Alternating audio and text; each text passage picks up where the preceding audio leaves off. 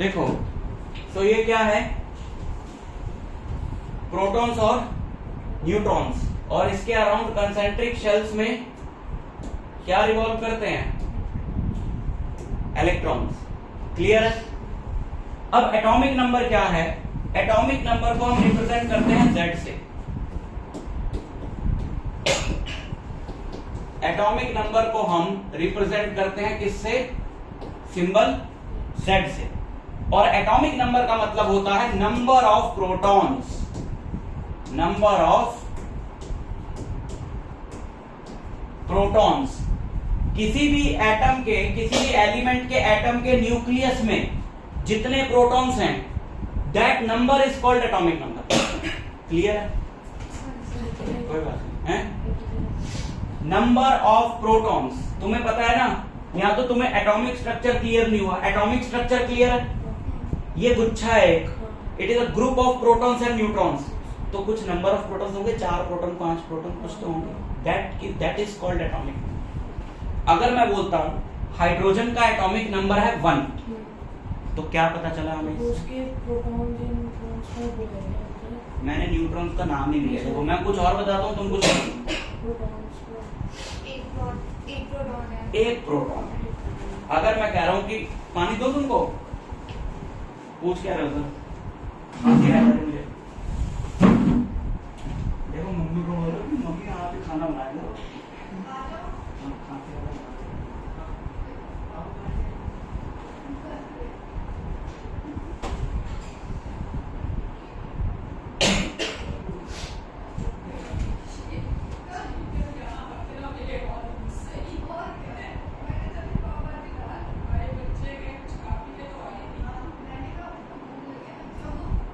ये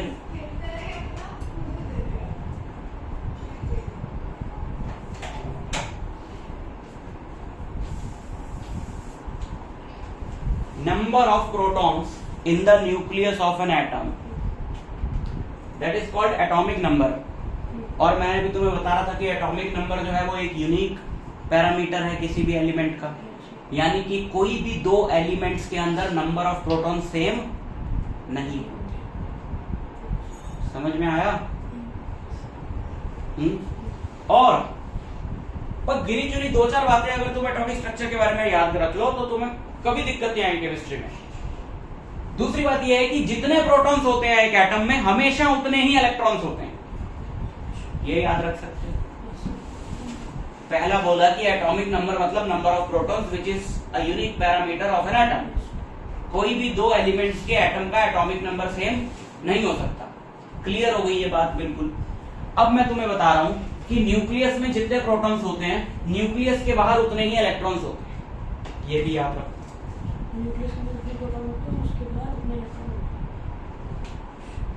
भूल जाओगे हालांकि घर जाने से पहले, लेकिन सिर्फ 2 ही बातें कह रहा हूं याद रखने को, कोई मुश्किल तो है नहीं। एक इमेज बनाओ ना, विजुअलाइज करके करो, बिना विजुअलाइज करे नहीं करोगे।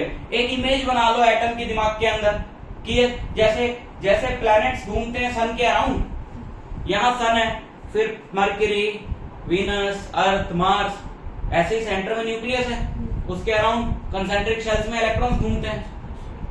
और जितने इलेक्ट्रॉन्स घूमते हैं अगर उनका टोटल नंबर ऐड करोगे तो वो वही आएगा जो न्यूक्लियस के अंदर प्रोटॉन्स का नंबर है, and that number is called atomic number. समझ गए?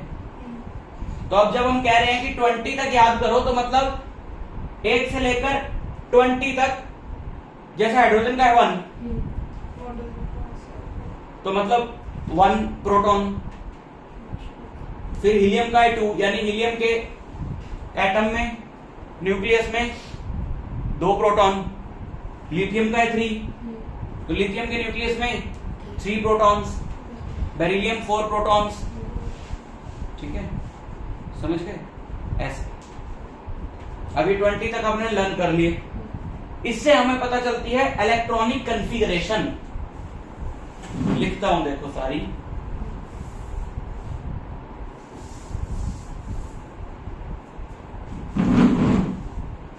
पहला 1,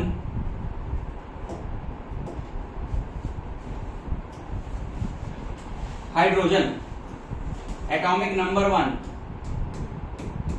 hydrogen, symbol H, electronic configuration. क्या होता है कि कंसेंट्रिक शेल्स में इलेक्ट्रॉन्स होते हैं। कंसेंट्रिक शेल्स मतलब जिनका सेंटर ये हो, बड़ी शेल, फिर थर्ड शेल, फिर फोर्थ शेल। इन शेल्स के हमने नाम रखे हुए हैं। पहली वाली शेल को बोला जाता है के शेल, दूसरी को L, तीसरी को M, चौथी को N।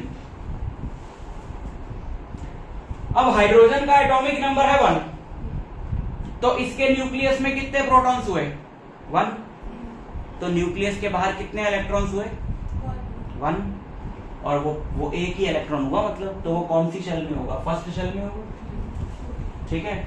फिर सेकंड इज हीलियम। हीलियम का सिंबल है He। इसमें एटॉमिक नंबर 2, तो मतलब 2 प्रोटॉन्स। 2 प्रोटॉन्स मतलब 2 ही इलेक्ट्रॉन्स। तो वो दोनों किस में होंगे? फर्स्ट शेल में, क्योंकि फर्स्ट शेल 2 इलेक्ट्रॉन्स एकोमोडेट कर सकती है, 2 से ज्यादा नहीं कर सकती है। अब जैसे मैं लिथियम पे गया, लिथियम का सिंबल होता है Li। लिथियम का एटॉमिक नंबर 3, यानी इसमें 3 प्रोटॉन्स और 3 ही इलेक्ट्रॉन्स। लेकिन 3 इलेक्ट्रॉन फर्स्ट शेल में हो नहीं सकते, तो 2 यहां आएंगे और तीसरा वाला यहां जाएगा। अब सेकंड शेल फिल होनी स्टार्ट हो गई। इसी तरीके से सेकंड शेल जो है वो 8 इलेक्ट्रॉन एकोमोडेट कर सकती है। तो लिथियम के बाद आता है बेरिलियम। बेरिलियम का सिंबल है Be, 2 यहां 2 यहां। ठीक है। बेरिलियम के बाद आता है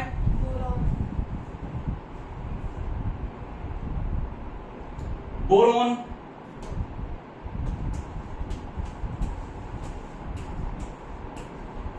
B2 3। बोरोन के बाद है कार्बन। कार्बन का symbol C2 4। 7 is nitrogen. N2 5। Oxygen. O2 6। Oxygen के बाद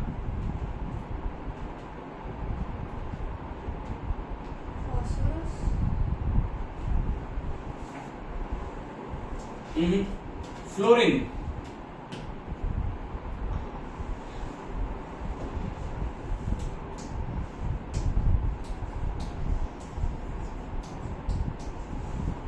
फ्लोरीन 2 7। फ्लोरीन के बाद नियॉन Ne2 8। ठीक है। अब सेकंड शेल 8 से फुल हो जाती है। अब हम आ जाते हैं सोडियम पे। 11 है जिसका एटॉमिक नंबर। सोडियम का सिंबल होता है Na, और अब उसका जो अगला इलेक्ट्रॉन है वो थर्ड शेल में जाएगा, के शेल में जाएगा, क्योंकि सेकंड शेल तो 8 से फुल हो गई। अब अगला इलेक्ट्रॉन जो है वो थर्ड में जाएगा। अब 20 तक हमने लर्न करने। सो मैग्नीशियम Mg282 है ना। अब ये भरती जाएगी थर्ड शेल। जल्दी जल्दी लिख देता हूं। एल्यूमिनियम 13, ये तुमने लर्न करने 20 तक।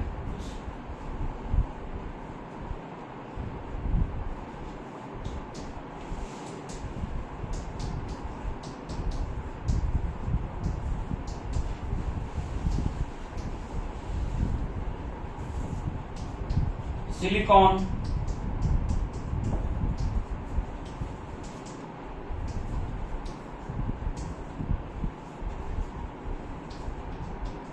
phosphorus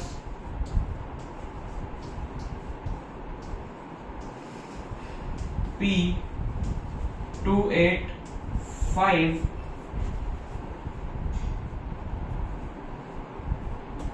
सल्फर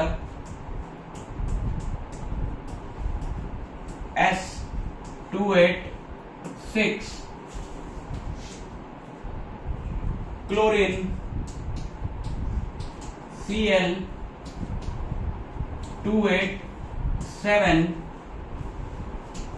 आर्गन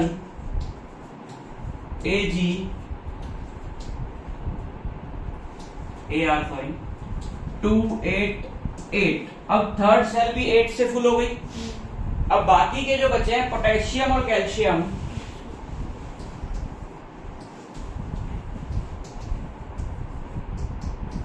पोटेशियम के, अब इसका इलेक्ट्रॉन जाएगा फोर्थ शेल में, एंड 20th इज सर एन में calcium KLMN, yes N, calcium Ca288। ठीक, समझ में आई बात? सो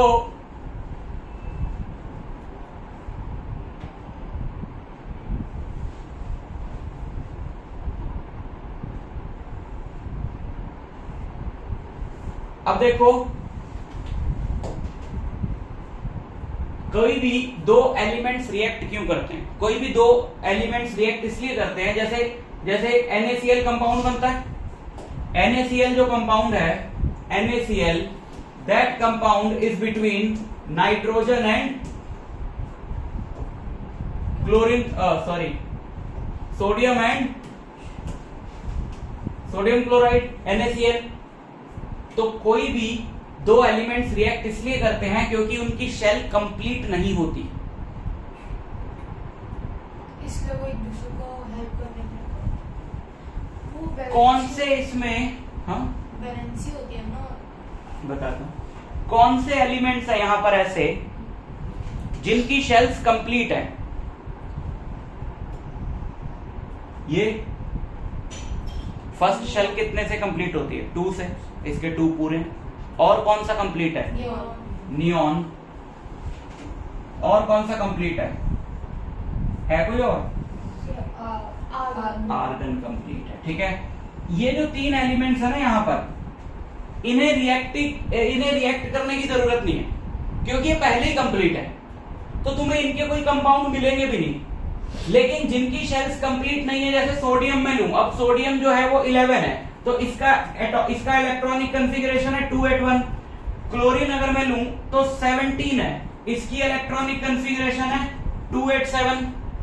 अब सोडियम को एक इलेक्ट्रॉन लूज करना है क्योंकि ये कंप्लीट हो जाएगा, और क्लोरीन को एक गेन करना है, वो भी कंप्लीट हो जाएगा, तो ये इससे ले लेता है। अब मैंने तुमको बताया कि एक एटम में जितने प्रोटॉन्स है उतने इलेक्ट्रॉन्स हैं, और प्रोटॉन होता है पॉजिटिवली चार्ज, इलेक्ट्रॉन होता है नेगेटिवली चार्ज। तो इसमें पहले 2 + 8 + 1 11 प्रोटॉन थे न्यूक्लियस के अंदर, और 11 इलेक्ट्रॉन थे न्यूक्लियस के बाहर। ठीक है, इसमें 17 प्रोटॉन थे न्यूक्लियस के अंदर, और 17 इलेक्ट्रॉन थे न्यूक्लियस के बाहर। ठीक है, लेकिन सोचो, जब एक इलेक्ट्रॉन यहां से यहां चला गया, प्रोटॉन तो नहीं गया, इलेक्ट्रॉन गया ना। तो जब एक इलेक्ट्रॉन ट्रांसफर होता है, ये पता है ना, ये नंबर ऑफ इलेक्ट्रॉन्स है। प्रोटॉन न्यूक्लियस के अंदर है, वो कहीं नहीं जाता। जो भी ट्रांसफर होता है किसका होता है? इलेक्ट्रॉन का, और उसे इलेक्ट्रॉन का ही शेल्स कंप्लीट करना है। प्रोटॉन तो अपने आप में वैसे ही कंप्लीट है, उसको नहीं देखना, इलेक्ट्रॉन की शेल कंप्लीट करनी। तो यहां से एक इलेक्ट्रॉन ट्रांसफर हो गया, यहां चला गया, तो इसके पास प्रोटॉन तो 11 ही बचे, सोडियम के पास प्रोटॉन तो 11 ही बचे, लेकिन इलेक्ट्रॉन कितने बचे? 10। एक इलेक्ट्रॉन तो वहां चला गया। अब क्लोरीन का क्या हाल हुआ? क्लोरीन पे प्रोटॉन तो 17 ही है, लेकिन इलेक्ट्रॉन हो गए 18। अब तुम इनका चार्ज देखो, पहले तो कितना था? 11 - 11 0, 17 - 17 0। अब क्या हुआ? 11 - 10 +1, और 17 माइनस 18 माइनस 1, तो इस पे हम लिखते हैं Na प्लस Cl नेगेटिव, और इसे बोलते हैं कैटायन, इसे बोलते हैं एनायन। तो ये दोनों, एक पॉजिटिव चार्ज होता है, एक नेगेटिव चार्ज हो जाता है, और ये दोनों एक दूसरे को अट्रैक्ट करने लगते हैं, तो कंपाउंड बन जाता है NaC। समझ में आया? क्लियर? कोई भी दो एलिमेंट्स यहां से तुम उठा लो, कोई भी दो एलिमेंट्स उठा लो, लेकिन उनमें से एक इलेक्ट्रॉन लूज करने वाला होना चाहिए, दूसरा इलेक्ट्रॉन गेन करने वाला होना चाहिए। दोनों लूज करने वाले तो कंपाउंड नहीं बना सकते, और दोनों गेन करने वाले नहीं बना सकते। तो लूज कौन करेगा? लूज वो करता है जिसके आउटर मोस्ट शेल में 1, 2 या 3 हो। नहीं समझे? देखो देखो, अगर है लिथियम, लिथियम के आउटर मोस्ट शेल में 1 इलेक्ट्रॉन है। अब सेकंड शेल तो 8 से कंप्लीट हो जाती है, तो लिथियम चाहे तो 7 गेन भी कर सकता है, लेकिन 1 लूज भी कर सकता है। क्या ज्यादा आसान है? 1 लूज करना। सिमिलरली क्लोरीन जो हमने लिया 287, वो चाहे तो 7 लूज भी कर सकता है और 1 गेन भी कर सकता है। ज्यादा इजी क्या है? 1 गेन करना। तो देखो ना किस तरफ से छोटा पड़ रहा है। तो जिसके आउटर शेल में 1, 2 या 3 होते हैं वो लूज करता है, जिसके आउटर शेल में 1, 2 या 3 होते हैं वो लूज करता है, और वही तो पॉजिटिव बनेगा जो लूज करेगा। और जिसके आउटर शेल में 5, 6, 7 होते हैं वो गेन करता है। 5 वाला 3 गेन करता है, 6 वाला 2 गेन करता है, 7 वाला 1 गेन करता है, 8 वाला करता ही नहीं है, वो तो रिएक्ट करते ही नहीं। तो जिसके आउटर मोस्ट शेल में 5, 6 या 7 है वो नेगेटिव वाला बनेगा, और बचा 4 वाला। 4 को लूज भी 4 करना है और गेन भी 4 ही करना है। उसके लिए दोनों तरफ से बराबर रखिए, वो दोनों में से कुछ भी नहीं करता। वो एक नए तरीके से कंपाउंड बनाता है जिसको शेयरिंग बोलते हैं। ये हम आगे पढ़ेंगे carbon and its compound chapter में। तो 4 वाले को छोड़ दो अभी, वो तुम्हें पूछा भी नहीं जाएगा इस चैप्टर में, ठीक? तो हमेशा वो एलिमेंट जिसके आउटर मोस्ट शेल में 1, 2 या 3 है उससे रिएक्ट करेगा जिसके आउटर मोस्ट शेल में 5, 6 या 7 है। तो कोई भी 1, 2, 3 वाला उठा लो और कोई भी 5, 6, 7 वाला उठा लो, इन दोनों का तुम कंपाउंड बना सकते हो। समझ में आई बात? हाँ। देखो, जैसे कोई भी उठा लो, ये ले लो, बोरॉन ले लिया, और इधर से A3 वाला ले लिया, इधर से 7 वाला ले लो, ठीक है? अब बोरॉन को कितने लूज करने हैं? नहीं 3। बोरॉन को कितने लूज करने हैं? तो बोरॉन 3 लूज करेगा, तो उसके ऊपर कितना चार्ज आएगा? 3+। दूसरा कौन सा लिया हमने? क्लोरीन। क्लोरीन को कितने गेन करने हैं? कैसी बात है? क्लोरीन को कितना गेन करना है? 1। 3 कहां से आ गया? क्लोरीन को 1 गेन करना है। क्लोरीन अगर 1 गेन करेगा तो यहाँ पे क्या लगेगा? -1। और फिर बोरोन और क्लोरीन के बीच में कंपाउंड कैसे बनेगा? ये नंबर तुमने यहां लिखना है और ये नंबर तुमने यहां लिखना है विदाउट चार्ज। तो ये बनेगा BCl3।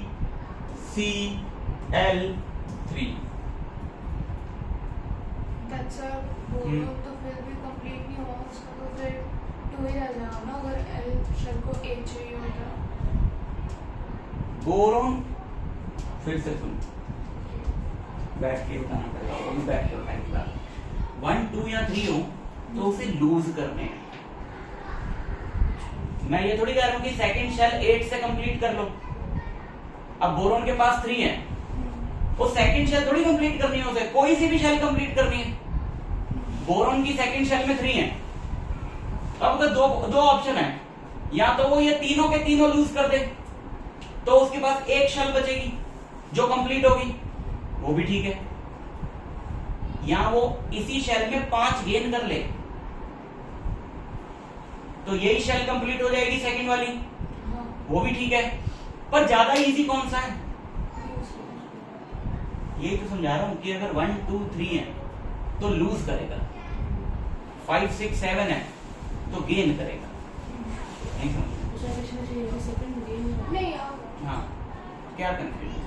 नहीं बट लाइक वो बेसिकली गिव और टेक इसलिए कर रहे ताकि उनका ऑक्टेट कंप्लीट हो जाए ना, बट बोरोन का तो ऑक्टेट तभी कंप्लीट नहीं होगा। ऑक्टेट कंप्लीट नहीं हो जाए, शेल कंप्लीट हो जाए, हाँ डिफरेंस। ऑक्टेट मतलब 8 कंप्लीट हो जाए।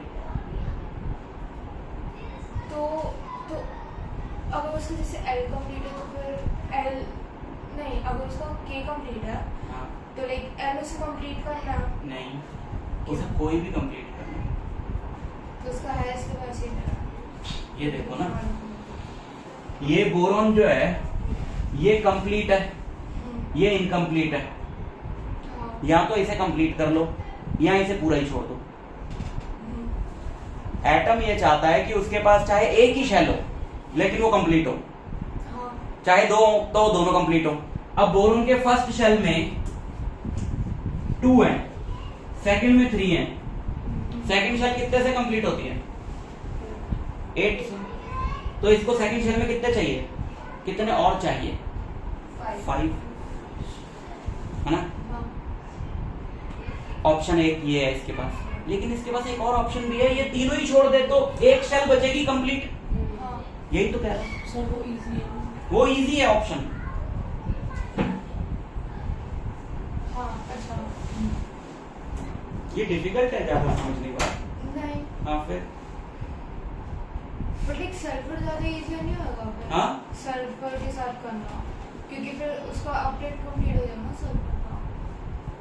क्यों? फिर तीनों चले जाएंगे।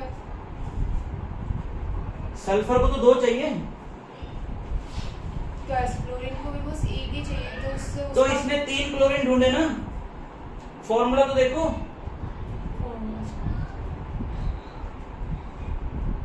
तुम्हें बताया तो जब ये नंबर यहां लिखेंगे ये नंबर। अब बोरोन क्या कह रहा है, यार मैंने तो 3 लूज करना है। बोरोन कह रहा है मैंने तो 3 लूज करना है, क्लोरीन कह रहा है पर मैं तो एक ही लूंगा। तो अब कंपाउंड कैसे बनाए? तो बोरोन कह रहा है ठीक है अपने जैसे 2 और लेके। ओ अच्छा हाँ हाँ कभी भी तुमने देखा कि अगर कोई एलिमेंट है m और कोई एलिमेंट है n, इनके बीच में जो कंपाउंड बनता है, यहाँ पे जो नंबर्स लिखे होते हैं उन नंबर्स का सिग्निफिकेंस क्या होता है? ये उतने नंबर ऑफ एटम्स ढूंढते हैं जितने इनको लूज गेन करने हैं इलेक्ट्रॉन्स। देखो अगर मैं इसको मिटा दूं और हम हिट एंड ट्रायल से सोचें, हिट एंड ट्रायल से तो नहीं मतलब ऐसे हम रैंडमली सोचें कि यार बोरोन और क्लोरीन के बीच में कंपाउंड बनाना है और बोरोन ने 3 लूज करने, बोरोन ने 3 लूज करने, जबकि क्लोरीन ने 1 गेन करना है। बोरोन ने 3 लूज करने, क्लोरीन ने 1 गेन करना है। तो हम सोच सकते हैं कि नहीं कि 3 क्लोरीन चाहिए होंगे फिर, है ना।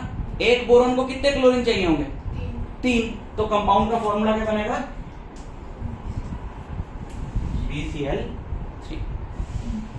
पर मैं कह रहा हूं इतना दिमाग नहीं लगाओ, लगाना चाहते हो अच्छी बात है, इतना दिमाग नहीं लगाओ। तुम सिंपल ये सोचो कि इसने 3 लूज कर दिए, है ना, तो इसका आयन क्या बनेगा?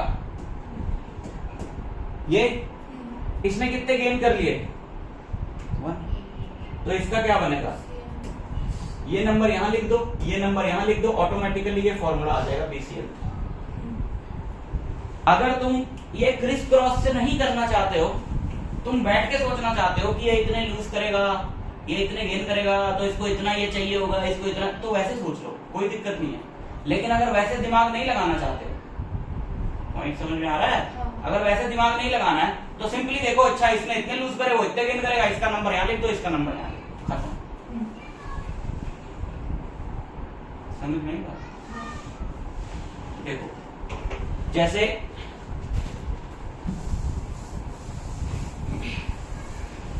कोई, ये सब तुम्हें 9th में सिखाया गया था, अब मेरे को अभी सिखाना पड़ रहा है। और तुम लाइफ प्रोसेस वाला खुद कर लोगे क्या चैप्टर अपने टेस्ट के लिए? क्योंकि ये डिटेल में समझा रहा हूं तो थोड़ा टाइम लगेगा। बायो तो बहुत ही इजी है, उसको एक बार पढ़ लोगे तो हो जाएगा। बट ये थोड़ा बेस मैं तुम्हारा बना दूं, तो जो तुम्हारा फिजिक्स में आ रहा है वो तो मैंने करा दिया, जो केमिस्ट्री में आ रहा है वो भी मैं करा के भेजूंगा। बायो वाला पार्ट एक बार रीड कर लेना, बहुत इजी सा पार्ट आ रहा है जो तुम्हारा आ रहा है ना। मेन तो जो ह्यूमन डाइजेस्टिव सिस्टम है वहां से शुरू होता है चैप्टर, तो उतना तुम खुद कर लेना। इस टेस्ट के मार्क्स तो नहीं आगे काउंट होने ना, ये तो नॉर्मल क्लास टेस्ट होगा ना। वीकली टेस्ट के नाम से आया। हाँ तो ये क्लास टेस्ट है।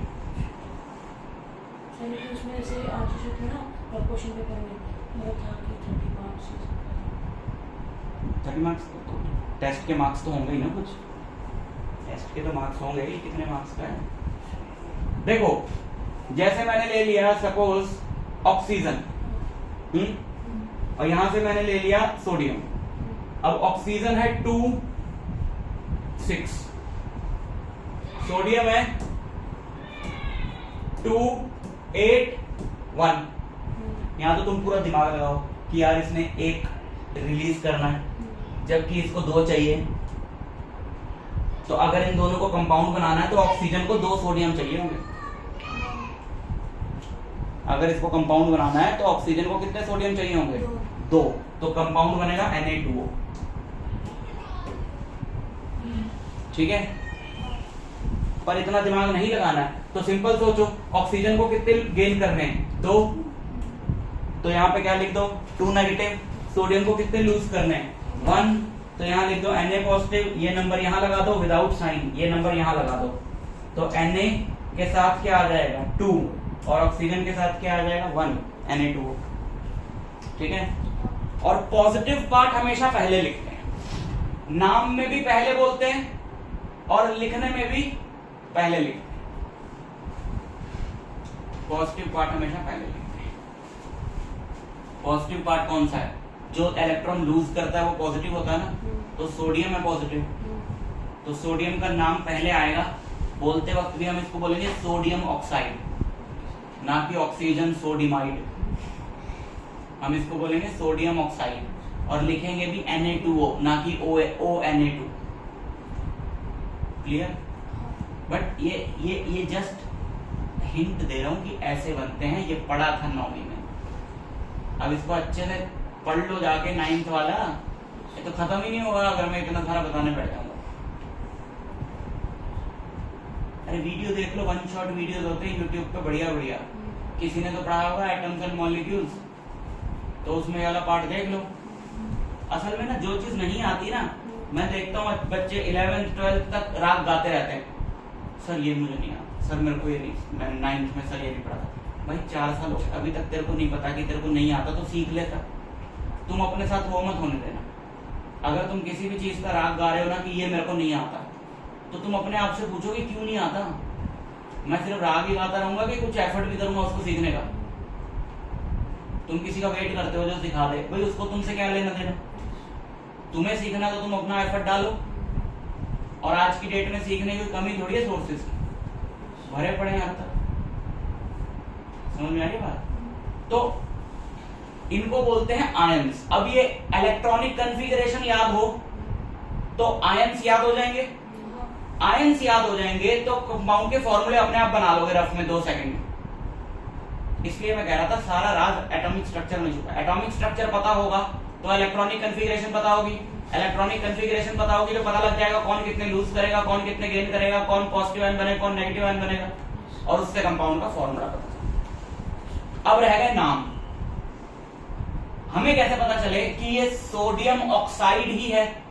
इसका नाम सोडियम ऑक्सीजन क्यों नहीं है? या NaCl इज सोडियम क्लोराइड, कोई रूल चल रहा है ना पर्टिकुलर, तो हमें आयंस के नाम याद करने पड़ेंगे कि इसको हाइड्राइड बोलते हैं, इसको क्लोराइड बोलते हैं, इसको ऑक्साइड बोलते हैं, इसको कार्बोनेट बोलते हैं। हमें वो लर्न करने पड़ेंगे। हाँ ठीक है, वो हमें लर्न करने पड़ेंगे। तो बस पॉजिटिव वालों के नाम तुमने लर्न किए हैं, सारे नेगेटिव वालों के लर्न किए हुए हैं। इन दोनों का जब कंपाउंड बनेगा तो पहले पॉजिटिव वाले का नाम लिख देना, फिर नेगेटिव वाले का नाम लिख देना। जैसे फॉर एग्जांपल, जैसे हमने लर्न करना है, अभी मैं तुमको वो टेबल दे दूंगा, हमको लर्न करना है कि O2 नेगेटिव जो आयन होता है उसका नाम ऑक्साइड होता है। तो जब सोडियम के साथ उसका कंपाउंड बनेगा तो सोडियम ऑक्साइड। ये सब 9th का, तो 10th का तो 45 मिनट पहले छोड़ दिया मैंने, अभी सब 9th पे आ गया हूं मैं। और अभी बहुत कुछ है, बट मैंने जस्ट तुमको एक हिंट दिया है। ये बेसिक है केमिस्ट्री का। अगर तुम्हें लगे कि केमिस्ट्री में कोई लॉजिक नहीं है, सिर्फ रट्टाबाजी है, ऐसा कुछ भी नहीं है, ये सब लॉजिक है। ये पता होगा तो कुछ भी रटना नहीं पड़ेगा। इस पर टाइम लगाओ, कुछ नहीं करना, एक बढ़िया सा वन शॉट वीडियो देखना है जाके एटम्स एंड मॉलिक्यूल्स के इस वाले पार्ट का, जो कि छोटा ना हो कि 10 मिनट का देख लिया, नहीं, जिसमें डिटेल में बताया। अच्छे खासे वीडियोस है यूट्यूब पे, 1 घंटे का, 1.5 घंटे का। समझ में आई बात? तो अब देखो जैसे ये है,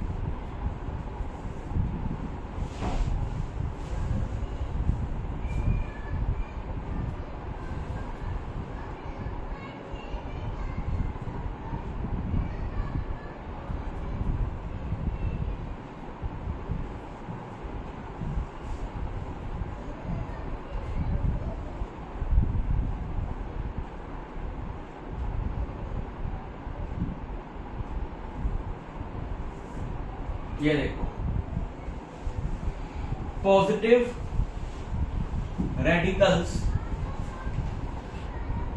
रेडिकल्स गलत लिखा है यहाँ पे, आयंस होते हैं ये, जो पॉजिटिव और नेगेटिवली चार्ज होते हैं उन्हें आयंस बोलते हैं। अगर आयन में एक से ज्यादा एटम्स हो तब उसे रेडिकल बोला जाता है। जैसे NH4+, this is radical, these are not radicals, ठीक है ना। तो ये देखो, इसका नाम है सोडियम, इसका हाइड्रोजन, इसका पोटेशियम, इसका अमोनियम, ठीक है। ऐसे ये तुम्हें लर्न करने होंगे। Iodide, I negative, Br negative bromide, Cl negative chloride, SO4 2 negative sulphate. ये जो भी लिस्ट है 20 है, ये सारे याद करने हैं, ठीक है। इसी से सारे कंपाउंड बनेंगे। फॉर एग्जांपल जैसे कि SO4 2 नेगेटिव एक रेडिकल होता है और इसका नाम होता है सल्फेट, ठीक है। और एक और एग्जांपल दे देता हूं, CO3 2 नेगेटिव एक और रेडिकल होता है, इसका नाम होता है कार्बोनेट। CO3 2 नेगेटिव, इसका नाम होता है कार्बोनेट, इसका नाम होता है कार्बोनेट। और ऐसे और भी होते हैं 4-5, पर इससे तुम्हें आइडिया लग जाएगा। अब जैसे मुझे कोई बोल रहा है, अब लिखा हुआ है एल्यूमिनियम सल्फेट, क्या लिखा हुआ है? एल्यूमिनियम सल्फेट, यानी एल्यूमिनियम और सल्फेट का कंपाउंड। अब एल्यूमिनियम का तुमने इलेक्ट्रॉनिक कॉन्फ़िगरेशन से देखा कि उसका एटॉमिक नंबर है 13, तो Al283, तो तुम्हें पता चला ये कितने लूज करेगा?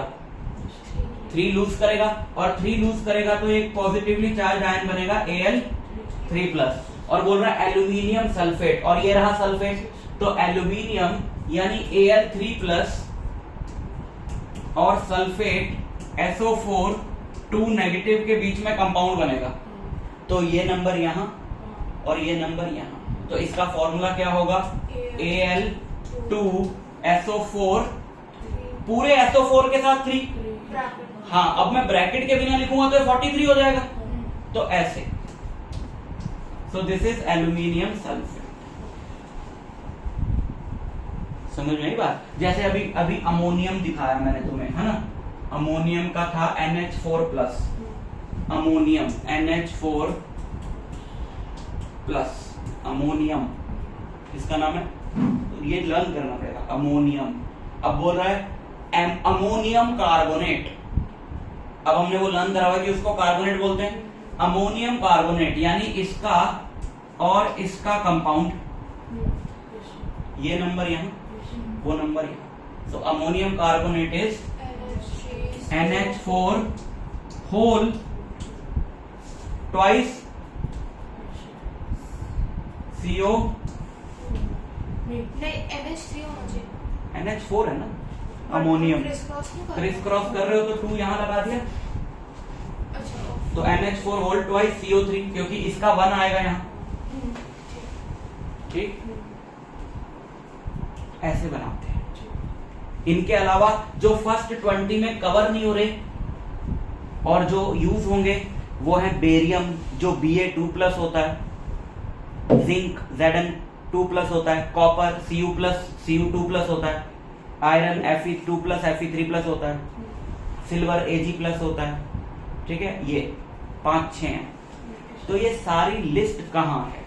अब ये सारी लिस्ट मैं दे दूंगा तुमको पीडीएफ की फॉर्म में, वो तुम्हें लर्न करनी है। तो तुम्हें समझ में आया कि अगर तुम्हें वो नाम याद हो और तुम्हें इलेक्ट्रॉनिक कॉन्फ़िगरेशन याद हो फर्स्ट 20 की, और फर्स्ट 20 में जो नहीं आ रहे उन 4-5 के चार्जेस याद हो कि कौन सा 2+ होता है, कौन सा 3+ होता है। जैसे तुम्हें बोला कि जिंक सल्फेट, तुम्हें बोला बनाओ जिंक सल्फेट। अब जिंक तो फर्स्ट 20 में आता नहीं है, लेकिन अलग से 4-5 हमने याद रखे हुए हैं, जिसमें तुमने याद रख लिया था कि जिंक का Zn2+ होता है, और सल्फेट तुमने याद रखा हुआ है कि SO4 2- होता है। बात खत्म हो गई। 2 यहां और 2 यहां, लेकिन जब दोनों तरफ सेम नंबर होता है तो फिर हम लिखते नहीं। अब कोई बोले कि यार तो zinc sulphate is what, ZnSO4, 2 नहीं लिखना। अब कोई बोले कि 2 जिंक को 2 सल्फेट लगेंगे, तो 2 लिखने का तो कोई सेंस नहीं है। अगर 2 जिंक को 2 सल्फेट लगेंगे तो 1 जिंक को 1 लगेगा, तो ZnSO। ठीक, बट बिना लर्न किए काम नहीं चलेगा।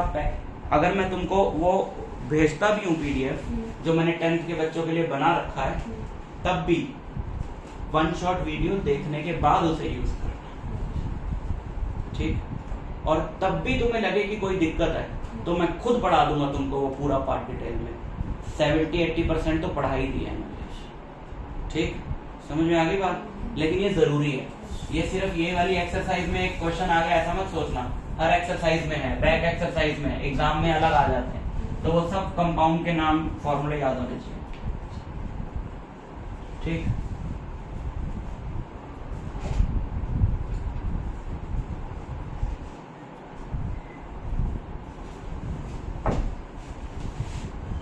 सो हाइड्रोजन तो बेरियम क्लोराइड होता है BaCl2। अब तुम बनाओगे उसको, ठीक है ना। Barium chloride BaCl2, aluminium sulphate का भी हमने फॉर्मूला बनाया। बेरियम सल्फेट होता है BaSO4, एल्यूमिनियम क्लोराइड होता है AlCl3। ठीक, बट इसको पहले लर्न करो, उस चीज पे काम करो जो मैं कह रहा हूं। और तीसरा भी ऐसे ही होगा। ठीक है, कोई फायदा नहीं है बताने का, अभी वो तो रट्टे वाला काम हो जाएगा कि मैंने कंपाउंड के नाम बता दिए और तुमने रट लिए। तुम पहले वो 1 शॉट वीडियो देखोगे, फिर तुम मेरा पीडीएफ यूज करोगे, और फिर खुद बनाओगे, और फिर मेरे पास लाना। ठीक है, टाइप्स ऑफ केमिकल रिएक्शन में आ रहा है तुम्हारा कॉम्बिनेशन रिएक्शन। तो बहुत ही सिंपल है, कई तरह के केमिकल रिएक्शंस होते हैं। पहले तरह का केमिकल रिएक्शन है कॉम्बिनेशन। कॉम्बिनेशन रिएक्शन वो होता है जिसमें कि 2 या 2 से ज्यादा एलिमेंट्स रिएक्ट करते हैं और एक सिंगल एलिमेंट बनता है। जैसे A+B will give C।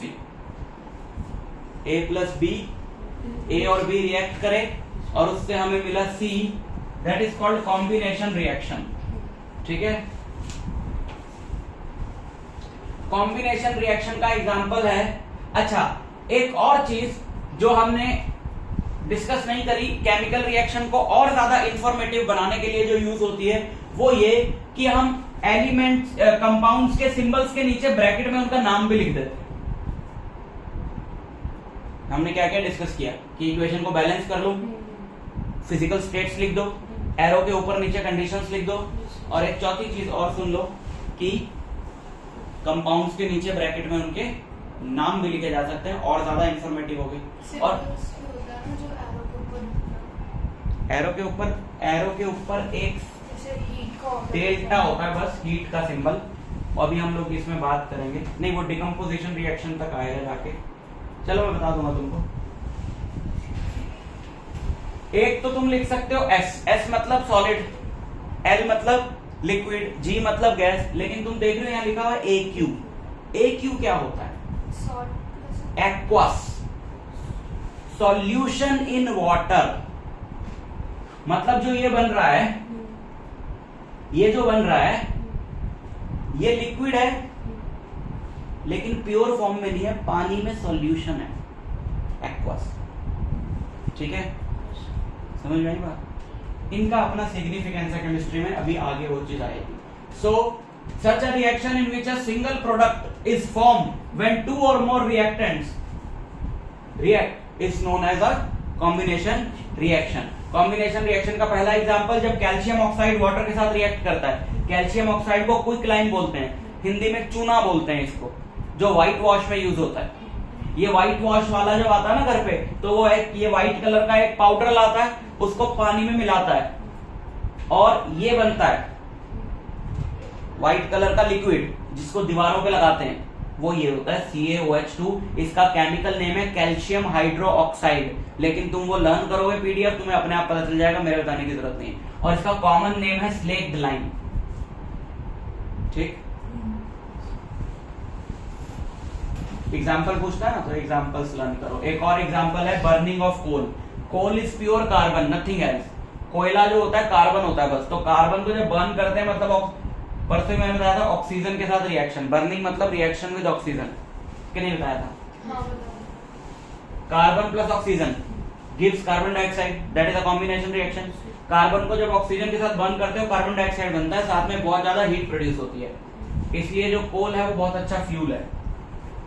Formation of water, hydrogen और ऑक्सीजन जब रिएक्ट करते हैं तो वाटर बनता है, that is also combination reaction. ठीक है, कॉम्बिनेशन रिएक्शन की एक खास बात है कि combination reactions are exothermic reactions. ये जितने भी रिएक्शंस हैं, इन सब रिएक्शंस में हीट इवॉल्व हो रही है। एक्सोथर्मिक रिएक्शन किसको बोलते हैं? Reaction in which heat energy is evolved, that is called exothermic reaction. तो ये एक्सोथर्मिक रिएक्शन है, ये भी एक्सोथर्मिक रिएक्शन है। हर कॉम्बिनेशन रिएक्शन क्या है? एक्सोथर्मिक रिएक्शन है। जब भी दो कंपाउंड्स कंबाइन करके नया कंपाउंड बनाते हैं तो हीट एनर्जी रिलीज होती है। उसका रीजन ये है कि नए बॉन्ड्स बनते हैं। जब वाटर बना तो हाइड्रोजन और ऑक्सीजन के बीच का बॉन्ड बना, जब कार्बन डाइऑक्साइड बनी तो कार्बन और ऑक्सीजन का बॉन्ड बना, न्यू बॉन्ड्स फॉर्म होते हैं, और न्यू बॉन्ड्स जब फॉर्म होते हैं तो एनर्जी रिलीज होती है। बिकॉज जब भी नई चीज बनती है तो एनर्जी हमेशा रिलीज होती है। ये साइंस का रूल है, जब भी कोई नई चीज बनती है एनर्जी रिलीज होती है, और जब कोई चीज डिस्ट्रॉय करनी होती है तो एनर्जी देनी पड़ती है। देखो, हाइड्रोजन और ऑक्सीजन मिलके वाटर बना रहे हैं, तो कोई भी चीज नेचर में ऐसी नहीं होती जो लेस स्टेबिलिटी की तरफ जा रही हो। चीजें हमेशा ज्यादा स्टेबिलिटी की तरफ ही जाती हैं, समझ रहे हो? जैसे बिल्डिंग है, पिलर्स पे खड़ी है, पिलर्स गिरा देंगे, हटा देंगे तो क्या होगा? बिल्डिंग गिर जाएगी, अपने आप गिरेगी, क्योंकि गिरी हुई हालत में बिल्डिंग ज्यादा स्टेबल है। पिलर्स पे जब वो खड़ी है तो लेस स्टेबल है। Everything is trying to gain the stability पूरे यूनिवर्स में। Planets are spherical, stars are spherical, जो भी हेवनली बॉडी है स्फेरिकल है। क्यों? Because sphere has maximum stability. कोई भी चीज नेचुरली जो बनती है स्फेरिकली क्यों बन रही है? सोचो, दुनिया में क्या पूरे यूनिवर्स में हर चीज स्टेबिलिटी गेन करने में लगी है। एक बॉल को छोड़ोगे तो नीचे जाएगी, नीचे छोड़ोगे तो ऊपर भी जाती, बिकॉज नीचे ज्यादा स्टेबल है, ऊपर कम स्टेबल है। तो जैसे ही किसी चीज को मौका मिलता है वो क्या अचीव करने लगती है? स्टेबिलिटी।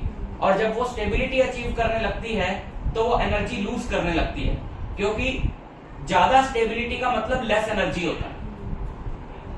बच्चे देख रहे हो कितने एनर्जेटिक होते हैं, तो भागते फिरते हैं इधर उधर, भागते फिरते हैं तो चीजों से टकराते फिरते हैं। क्यों? क्योंकि वो ज्यादा एनर्जेटिक हैं तो लेस स्टेबल है। अब वो थक गए तो रिलैक्स होकर बैठ गए, एनर्जी घट गई, स्टेबिलिटी बढ़ गई। हर चीज के साथ ऐसा ही होता है। अब जब हाइड्रोजन और ऑक्सीजन कंबाइन करके वाटर बनाए हैं, तभी तो बनाए होंगे because water is more stable, and if water is more stable तो एनर्जी तो रिलीज होगी, क्योंकि अगर स्टेबिलिटी बढ़ेगी तो एनर्जी घटेगी। एनर्जी और स्टेबिलिटी दोनों एक साथ नहीं बढ़ सकते। समझ आ रहा है? साइंस के फंडे हैं, धीरे धीरे घुसेंगे दिमाग। ऑनलाइन का खत्म जमाना, अब पढ़ाई करनी पड़ेगी। ले लिए मजे जो लेने थे, ठीक है? Ma'am my net is not working वाले बहाने खत्म। वैसे एक मिनट के लिए वापस आना है, वही बोर्ड वाली। मैंने यहाँ पे 2 साल ऑनलाइन पढ़ा है, तुम मानोगे नहीं, इतने बच्चे हैं, मेरे को आज दिख जाए तो मैं पहचानूं ना, क्योंकि 2 साल में कभी कैमरा ही नहीं बनता। 2 साल पढ़े ना, कोई क्वेश्चन पूछा आवाज में पहचानता नहीं, ना कैमरा ऑन करा, शक्ल मुझे पता नहीं। वो मुझे अच्छे से जानते हैं, मुझे उनका पता ही नहीं, ये तो चीटिंग। 2 साल पढ़ के चले गए, मुझे कोई पता नहीं कौन है, कल को रोड पे मिल जाए मैं पहचानूं। और एक का तो मुझे आज तक ये नहीं पता चला लड़की है कि लड़का। नाम तो नाम से पता नहीं लगा, नाम भी ऐसा ही है। नाम है उसका प्रज्ञा है। बाद में जब पहली बार उसकी मदर से फोन पर बात हुई तो मुझे लगा प्रज्ञा 6 महीने तक मैं उसका नाम प्रज्ञा ही समझता, मुझे लगा लड़की होगी। एक दिन उसने नए नंबर से मैसेज किया, हेलो सर आई एम प्रज्ञान। अब प्रज्ञा एन लगा दिया उसने एंड में। अब मैं कहा प्रज्ञान है तो फिर भी लड़की भी हो सकती है। अब 6 महीने हो गए, मुझे पूछना अच्छा नहीं लगा, आर यू गर्ल और बॉय? तो कहेगा ले सर कोई तरह नहीं पता। मैं चल पढ़ ले तू जो भी है। और वो अब फर्स्ट उसमें बात करता है, आई आई लिखता है या लिखती है, तो आई से क्या पता लगेगा? उसकी मदर बोले हिम हर करके पूछे तो कुछ समझ में आए, मदर से कोई बात नहीं हुई, मैंने छोड़ो चलो, ऑनलाइन का कोई मतलब ही नहीं। तो इसलिए अब तुमने 9th में ऑनलाइन पढ़ा है तो पता लग रहा है ऑनलाइन वाला हिसाब किताब में। इसलिए अब 9th की जो चीजें 10th में चाहिए उन्हें जल्दी से क्लियर कर डालो। और ये पहली चीज है सबसे इंपॉर्टेंट जो मैं बता रहा हूँ, ठीक है? और जो फंडे हैं साइंस के धीरे धीरे वो तो मैं घुसा ही दूंगा तुम्हारे दिमाग में। So all combination reactions are exothermic in nature, ठीक है? बट उल्टा ट्रू नहीं है। All combination reactions are exothermic but all exothermic reactions are not combination reaction. For example this is burning of methane, natural gas. घर में जो हमारे आती है सीएनजी, वो ये गैस होती है CH4 मीथेन। जब हम इसको बर्न करते हैं तो कार्बन डाइऑक्साइड बनती है। गैस जलाते हैं हम लोग, बर्न करते हैं, कार्बन डाइऑक्साइड हमारे हवा में फैल जाती है, पानी बनता है। लेकिन इतना हाई टेम्परेचर है तो गैसियस फॉर्म में बनता है, तो वाटर वेपर भी फैल जाते हैं हमारे घर में। तो ये रिएक्शन होता है हमारे घर में, हम जब पाइपलाइन वाली गैस जलाते हैं तो this is an exothermic reaction ना, क्योंकि बहुत ज्यादा हीट एनर्जी मिल रही है। But this is not a combination reaction. 2 he reactant हैं, 2 ही प्रोडक्ट हैं, तो कॉम्बिनेशन रिएक्शन तो नहीं हुआ। समझ में आया? So this is not a combination reaction. So all exothermic reactions are not combination reactions, but all combination reactions are exothermic. समझ में आया? नोट्स में भेज चुका हूं, उसमें ये सब लिखा हुआ है, समझा के डिटेल, ठीक है? एक और एग्जांपल है जो कि हमारी बॉडी में होता है। तुमने कभी सोचा है कि तुम सांस क्यों लेते हो? हमें सिर्फ ये पता है कि सांस नहीं लेंगे तो मर जाएंगे। क्यों? सांस लेते हैं, ऑक्सीजन अंदर जाती है, ब्लड में जाता है, फिर वो हार्ट से सारे ऑर्गन्स में। हाँ, क्यों चाहिए? ऑर्गन्स ठीक से फंक्शन कर पाए। क्यों चाहिए ऑर्गन्स को ऑक्सीजन फंक्शन करने के लिए? क्योंकि फिर वो फंक्शन नहीं कर पाएंगे तो खुद जी नहीं पाएंगे। नहीं, अब सुनो, जब हम क्या कह रहे हैं कि कंबस्शन ऑक्सीजन के बिना नहीं होता, तो हमारी बॉडी में भी एक कंबस्शन होता है। खाना तुमने खाया, क्यों खाया? खाना क्यों खाया? क्या जरूरत है? तो खाना जो हमने खाया, हमें उससे एनर्जी मिलती है, हमने पढ़ा है ऐसा, है ना? अब उसका जरा मैकेनिज्म समझो ना। जब हमने खाना खाया, अंदर तुम्हारे गया, अब खाना अगर पेट में पड़ा हुआ है, फूड खाया तुमने, ग्लूकोज C6H12O6, 6 कार्बन है, 12 हाइड्रोजन है, 6 ऑक्सीजन है। सोचो कितने एटम्स एक दूसरे से जुड़े हुए हैं। और मैंने बोला है कि जब बॉन्ड है तो एनर्जी है उसके अंदर। तो सोचो ये जो बॉन्ड बने हैं, जब भी बॉन्ड ब्रेक होता है ना, एनर्जी रिलीज होती है। अब कितने रूल समझाऊं, धीरे धीरे समझाऊंगा। जैसे 2 एलिमेंट्स हैं ए और बी, ए और बी के बीच में एक बॉन्ड है, ए और बी जुड़े हुए हैं, और ए और बी के बीच में एक बॉन्ड है। If you want to break this bond, तुम्हें एनर्जी देनी पड़ेगी, ठीक है? ये तो जुड़े हुए हैं ना, इन्हें तोड़ना पड़ेगा तो एनर्जी देनी पड़ेगी। बट कुछ केसेस में ऐसा भी होता है कि जब बॉन्ड ब्रेक होता है तो एनर्जी रिलीज होती है। मान लो तुमने 10 जूल एनर्जी दी और रिलीज हुई 100 जूल, तो हमें 90 जूल का फायदा हुआ, ठीक है? ऐसा होता है। तो जब तुमने कुछ केसेस में, नॉट इन ऑल केसेस, जब तुमने खाना खाया, उस खाने का करोगे क्या, तो उसको किसी चीज के साथ रिएक्ट करवाना पड़ेगा ताकि एक केमिकल रिएक्शन हो। अब दूसरा कंपाउंड कहां से लाएं जिसके साथ हम उसे रिएक्ट कराएं, तो एक मुंह से लेते हैं और एक नाक से। इन दोनों का अंदर जाके होता है केमिकल रिएक्शन। ठीक है, खाना जो हमने खाया उसमें बहुत सारे कंपाउंड्स होते हैं, उनमें से एक हमने ले लिया ग्लूकोज। नाक से गई ऑक्सीजन, सेल्स में गई, सेल के अंदर ये रिएक्शन हुआ, ग्लूकोज प्लस ऑक्सीजन, जिससे बनी कार्बन डाइऑक्साइड, जो हमने नाक से वापस फेंक दी क्योंकि हमारी बॉडी को नहीं चाहिए। वाटर बना, हमारी बॉडी ने यूज कर लिया क्योंकि वाटर चाहिए हमें। और क्या बना साथ में, एनर्जी। ये एनर्जी हमारी बॉडी यूज करती है डे टू डे एक्टिविटीज में। अगर तुम सांस नहीं लोगे, खाना तो तुमने खा लिया, तो ये रिएक्शन नहीं होगा, ना पानी मिलेगा बॉडी को, ना एनर्जी मिलेगी। पानी तो चलो तुम पी लोगे ऊपर से, लेकिन एनर्जी नहीं मिलेगी बॉडी को। ठीक है, और सबसे जल्दी जो है ग्लूकोज एनर्जी प्रोवाइड करता है ऑक्सीजन के साथ रिएक्ट करके। ये वाला केमिकल रिएक्शन होता है, इसलिए जो पेशेंट्स होते हैं उनको सबसे पहले क्या दिया जाता है, ग्लूकोज दिया जाता है ना। हाँ, सांस तो वो ले ही रहे हैं, ऑक्सीजन तो जा ही रही है, और ग्लूकोज और पहुंचा देते हैं उनकी बॉडी में। अब तुम देखो ये रिएक्शन क्या होता है, ये रिएक्शन सेल के अंदर होता है, पेट के अंदर नहीं होता है ना। हम जो खाना खाते हैं, जैसे मैंने खाना खाया, जैसे पोटैटो खाया, ठीक है ना, वो डाइजेस्ट होते सेल में जब पहुंचता है और छोटे मॉलिक्यूल्स में ब्रेक होता इस फॉर्म में पहुंच जाता है। ये भी सिंपलेस्ट फॉर्म नहीं है, बट ये इस फॉर्म में पहुंच गया सेल के अंदर। वहां पे ये रिएक्शन हुआ, एनर्जी मिली और हमारी बॉडी ने यूज कर ली। वो एनर्जी एटीपी की फॉर्म में स्टोर हो जाती है। अगर तुम्हें शायद ना पता हो, एडिनोसिन ट्राइफॉस्फेट, ये भी था 9th में बायो में, उसको बताऊंगा मैं तुमको। ठीक है, हाँ भी आएगा। ठीक है, तो ये एनर्जी मिलती है। अब जो पेशेंट्स हैं, अब ये रिएक्शन सेल में होता है, पेट में तो होता नहीं, तो पेशेंट्स हैं उनको ग्लूकोज डायरेक्ट ब्लड में लगा दिया जाता है, तो वो सेल्स में उनके चला जाता है। और ऑक्सीजन तो सेल में जा ही रही है सांस लेके, है ना, सांस लेके लंग्स से ब्लड में, तो ऑक्सीजन तो जा ही रही है सेल्स में, तो ये रिएक्शन होता है, एनर्जी उनको मिलती है खाना खाने की जरूरत नहीं। ठीक, तो ये कुछ ऐसे रिएक्शंस के यहाँ पे एग्जांपल दे रहा है which are exothermic but they are not combination reaction.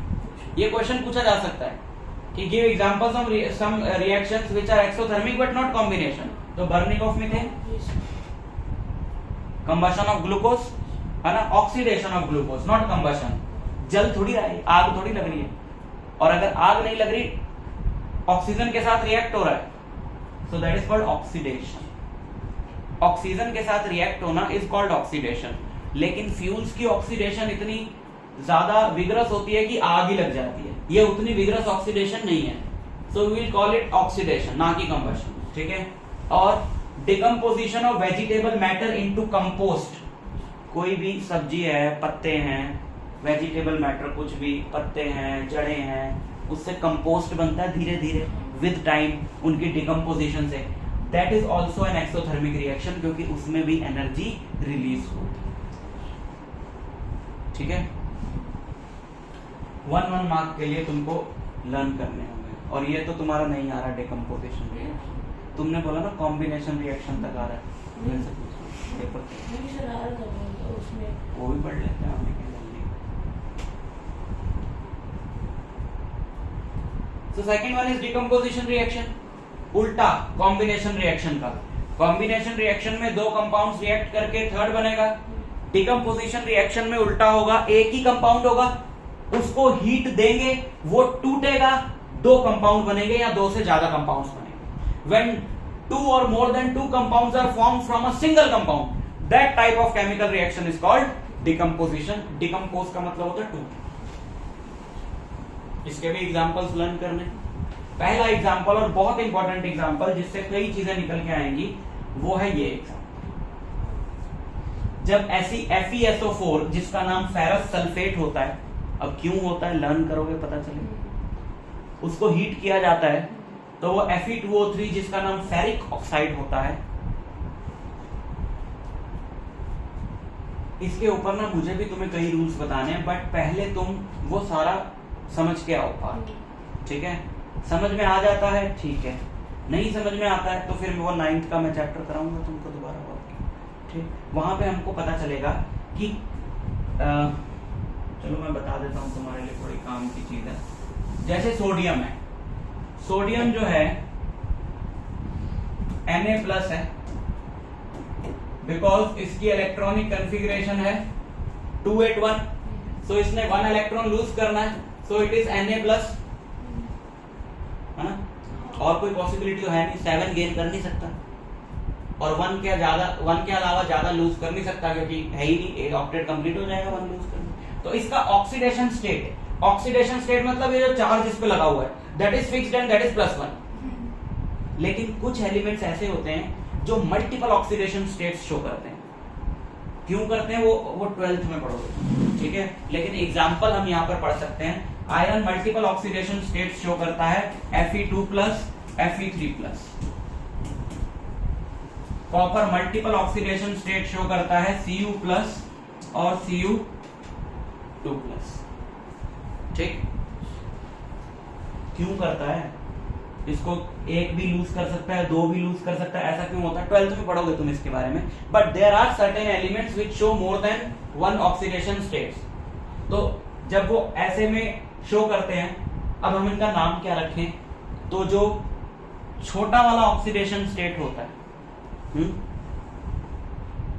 छोटा, जैसे ये 2 है, ये 3 है, तो ये छोटा वाला हो गया, या ये 1 है, ये 2 है, तो छोटा वाला हो गया। तो छोटे वाले के साथ हम लोग एक एंड में पोस्ट फिक्स बोलते हैं उसको, ऐसे लगाते हैं अस, और बड़े वाले के साथ इक। जैसे आयरन का केमिकल नेम से हम शुरू करें, this is ferrous and this is ferric, this is cuprous, this is cupric. But उसमें वो सब लिखा हुआ है ना, जस्ट ये आया तो मैंने कहा तुम्हें समझा दूं। तो जिस में भी Fe3+ होगा उसका नाम फेरिक से स्टार्ट होगा। जैसे कि अगर तुम देखो कि ये जो है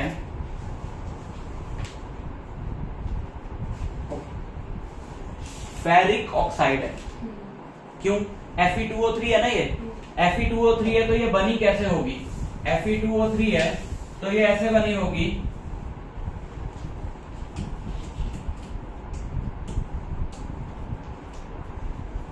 अगर इसको वापस तोड़ें तो ये आएगा,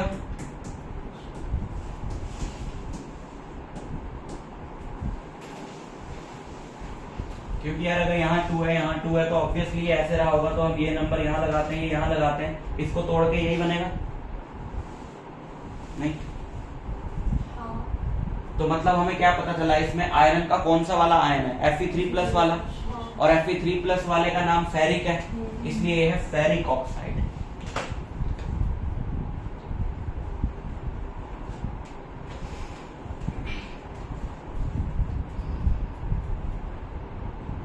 ठीक? तो जब भी फेरस सल्फेट को हीट किया जाता है तो फेरिक ऑक्साइड बनता है, सल्फर डाइऑक्साइड बनता है, सल्फर ट्राइऑक्साइड बनता है। And this is an example of decomposition reaction, क्योंकि 1 से 2 बन रहे हैं, या 2 या 2 से ज्यादा बन रहे हैं, यहाँ तो 3 बन रहे हैं, ठीक है? In this reaction you can observe that a single reactant breaks down to give simpler products. This is the decomposition reaction. Ferrous sulphate crystals, अब यहाँ पर फेरस सल्फेट क्रिस्टल्स का देखो क्या फॉर्मूला लिखा हुआ है, FeSO4, 7H2O। कॉमा तो गलत लगा दिया, कॉमा नहीं होता है, कॉमा गलत है। FeSO4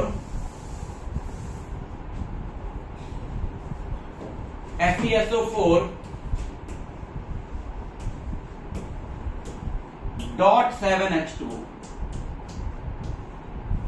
कभी कभी क्या होता है कि जो कोई भी कंपाउंड होता है, कुछ स्पेशल कंपाउंड ऐसे होते हैं जिनके क्रिस्टल में वाटर मॉलिक्यूल्स ट्रैप्ड होते हैं, जैसे FeSO4 है ना? FeSO4 जो है इसका कुछ स्ट्रक्चर होगा। अगर मैं तुम्हें बोलूं ये फेरस सल्फेट, तो इसका अपना कुछ स्ट्रक्चर होगा। उस स्ट्रक्चर को अगर हम माइक्रोस्कोपिक वे में ऑब्जर्व करेंगे तो हमें ये पता चलेगा उसमें वाटर के मॉलिक्यूल्स ट्रैप्ड है, और वाटर के मॉलिक्यूल्स ऐसे ट्रैप्ड हैं कि एक फेरस सल्फेट मॉलिक्यूल के साथ 7 वाटर मॉलिक्यूल्स हैं। साथ का मतलब ये नहीं कि साथ चिपके हुए हैं, कि अगर उस पूरे स्ट्रक्चर में 100 FeSO4 है तो 700 वाटर मॉलिक्यूल्स भी ट्रैप्ड हैं। ऐसे केस में हम कंपाउंड का फॉर्मूला थोड़ा सा मॉडिफाई कर देते हैं और हम अगर बोलते हैं कि अगर 100 FeSO4 के साथ 700 वाटर मॉलिक्यूल्स हैं तो एक FeSO4 के साथ कितने वाटर मॉलिक्यूल्स हुए? 7। तो हम कंपाउंड का फॉर्मूला लिखते हैं, कंपाउंड का फॉर्मूला डॉट जो भी नंबर आया, जैसे 7 आया 7H2। ठीक, ऐसे केस में कंपाउंड के नाम के आगे हम हाइड्रेटेड वर्ड लगा देते हैं, so we will call it hydrated ferrous sulphate. और ऐसे कंपाउंड को जब हीट करते हैं तो पानी तो इवेपोरेट होकर निकल जाता है और फिर वो बनता है सिर्फ FeSO4 and that is called anhydrous ferrous sulphate. रटना पड़ेगा, मैं तुम्हें समझा सकता हूँ, बढ़िया नोट्स दे सकता हूँ, दोनों काम मैं कर रहा हूँ। तीसरा काम मैं तुम्हारे लिए नहीं कर सकता हूँ, वो तुम्हें खुद करना पड़ेगा, ऑनेस्टली करना पड़ेगा, रेगुलरिटी में करना पड़ेगा। ये नहीं कि आज समझाया 1 महीने बाद रटने बैठोगे सब भूल चुके होगे, और बिना समझे रटने का कोई मतलब ही नहीं, फिर तो याद रहेगा ही नहीं वो 2 दिन। तो आप जैसे आज यहाँ पे ये सब चल रहा है ना, तो बस अब तुम भी लग जाओ घर जाके इन सब चीजों में, यही करो तब बैठेगी चीज दिमाग में। सो जब इस तरीके से वाटर मॉलिक्यूल्स ट्रैप्ड होते हैं क्रिस्टल के अंदर, so that is called water of crystallisation. तो वाटर ऑफ क्रिस्टलाइजेशन के साथ कंपाउंड का फॉर्मूला कहलाता है हाइड्रेटेड, और उसको हीट करो तो ये अलग हो जाएगा, तो वो बन जाएगा anhydrous. So this is hydrated ferrous sulphate, 7H2 हट गया, सिर्फ FeSO4 बचा, एनहाइड्रस फेरस सल्फेट। ठीक, तो ferrous sulphate crystal loose water when heated and the colour of the crystal changes. ये भी याद रखो, वाटर की प्रेजेंस की वजह से उसका कोई और कलर था, जब उसको हमने हीट किया तो उसका कलर क्या हो जाएगा? चेंज हो जाएगा। It then decomposes to ferric oxide, sulphur dioxide and sulphur trioxide, जो ऊपर रिएक्शन दिया हुआ है। एक और रिएक्शन एग्जांपल है कैल्शियम कार्बोनेट CaCO3, जिसका कॉमन नेम है लाइमस्टोन। जब उसको हीट करते हैं तो कैल्शियम ऑक्साइड बनता है, जो चूना मैं बता रहा था तुमको, जिसका कॉमन नेम है क्विकलाइन, और साथ में कार्बन डाइऑक्साइड बनती है। ऐड करके देख लो, एक कैल्शियम इधर, एक इधर, एक कार्बन इधर, एक कार्बन इधर, 2 + 1 3 ऑक्सीजन इधर, 3 ऑक्सीजन इधर। ठीक है, सॉलिड सॉलिड गैस। तो हीट करने पे limestone decomposes into quicklime and carbon dioxide, and that is another example of decomposition reaction. ठीक है, एक और example lead nitrate. Lead nitrate क्या होता है, नाइट्रेट क्या होता है, फॉर्मूला क्या होता है, वो सब वहां से तुमको पता चलेगा उससे। लेड नाइट्रेट, ये सब था 9th में। लेड नाइट्रेट को जब हीट करते हैं तो लेड ऑक्साइड बनता है, नाइट्रोजन डाइऑक्साइड बनता है और ऑक्सीजन। ठीक,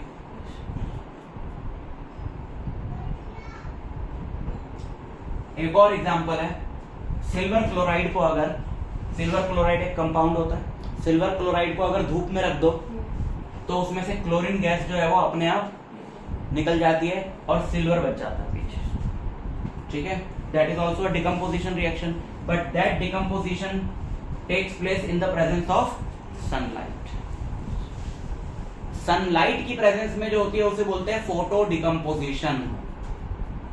ठीक, वाटर में इलेक्ट्रिसिटी पास करते हैं, ऑक्सीजन और हाइड्रोजन में ब्रेक हो जाता है, इलेक्ट्रोलिसिस कभी सुना हो तुमने? That is called electro decomposition. जो हीट से होता है उसे बोलते हैं थर्मल डिकम्पोजिशन। ये हीट से हुआ है, ये हीट से हुआ है, ये भी हीट से हुआ है। सो ये 3 रिएक्शन किसका एग्जांपल है? Thermal decomposition. ये किससे हुआ है? लाइट से, फोटो डिकम्पोजिशन। वाटर वाला इलेक्ट्रिसिटी से, इलेक्ट्रो डिकम्पोजिशन। और सेम रिएक्शन सिल्वर क्लोराइड के साथ कर लो या सिल्वर ब्रोमाइड के साथ कर लो। सिल्वर ब्रोमाइड को भी सनलाइट में रखोगे तो सिल्वर अलग हो जाएगा, ब्रोमीन गैस इवॉल्व हो जाएगी। ठीक है, और ये जो रिएक्शन है ये ब्लैक एंड व्हाइट फोटोग्राफी में यूज होता था। जब अभी तो डिजिटल कैमरा, जब से तुम पैदा हुए आते हैं तुम लोगों ने डिजिटल कैमरा देखा होगा। पहले एक रील आती थी, ब्लैक कलर की रोल आता था, वो डलता था कैमरा में। उसमें जब फिल्म डेवलप करते थे तो ये केमिकल रिएक्शन यूज होता था। तो जस्ट एक 1 मार्कर क्वेश्चन के लिए या एमसीक्यू के लिए कि कौन सा reaction black and white photography में यूज होता है, तो ये पता होना चाहिए, डिकम्पोजिशन ऑफ सिल्वर ब्रोमाइड। ठीक है, अच्छा अब डिकम्पोजिशन रिएक्शन तभी हो रहा है जब कोई एनर्जी मिले, चाहे हीट की फॉर्म में मिले, चाहे लाइट की फॉर्म में मिले, चाहे इलेक्ट्रिसिटी की फॉर्म में मिले, बट एनर्जी दोगे तो होगा वरना नहीं होगा। भाई बॉन्ड ब्रेक होना है ना, तो बॉन्ड तो बिना एनर्जी के ब्रेक नहीं हो सकता। इसलिए decomposition reactions are endothermic. Combination reaction exothermic थे जिसमें हीट इवॉल्व होती थी, इसमें हीट देनी पड़ती है, तो जिसमें हीट देनी पड़े दैट इज कॉल्ड एंडोथर्मिक, और जिसमें हीट इवॉल्व हो उसको बोलते हैं एक्सोथर्मिक। तो combination reactions are exothermic, decomposition reactions are endothermic. समझ में आया? तो यही है बस। A solution of substance X is used for whitewashing. Name the substance X. Quicklime and write its formula. CaO. CaO. Write the reaction of X named above with water. तो calcium oxide का reaction water के साथ करा था, calcium hydroxide बना था, slaked lime CaOH whole twice. ठीक, और जितना ये तुम्हारा आ रहा है, ये तुमको भी मैं सबको होमवर्क दे रहा हूं। क्वेश्चन 1, 2, 3, 4, 5, 6, 7, 8, 9, 10, 11, 12 तक नेक्स्ट क्लास में करके ला। क्वेश्चन 1 to 12 मेरे से चेक कराना, क्या खुद अपनी लैंग्वेज लिखनी है, फिर मैं बताऊंगा उसमें क्या करेक्ट करना है। ठीक है, बस कंप्लीट है आज का इतना ही। बाय वाला पार्ट कर लेना, मैं उसके भी नोट्स सेंड करूंगा। जो चैप्टर है तुम्हारा